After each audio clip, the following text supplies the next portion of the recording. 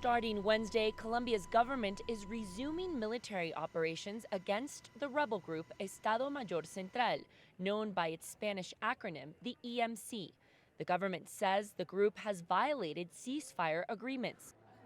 On March 16th, an important indigenous leader in the Cauca region named Carmelina Yule was assassinated. Then over the weekend, indigenous organizations said an attack by the dissident group wounded at least 3 people and led to a young man being taken hostage.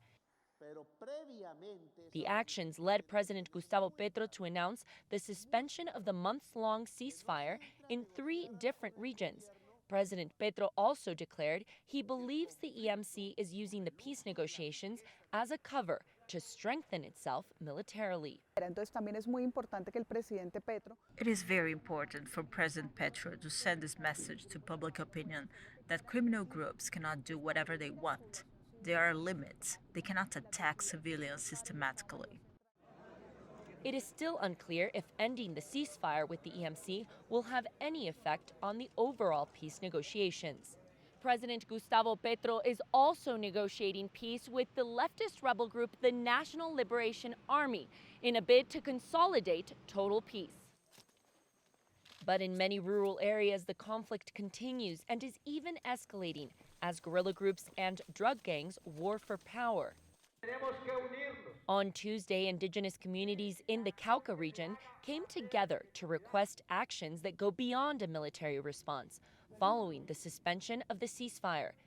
They request the chance to enter in direct dialogue with the government to voice their needs.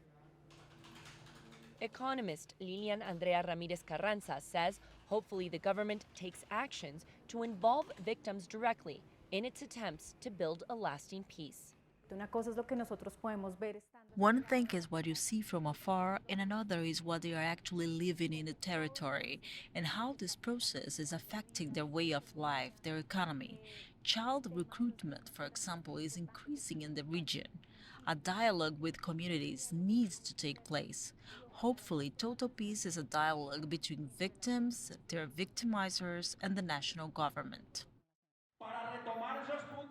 Michelle Begue, CGTN, Bogotá.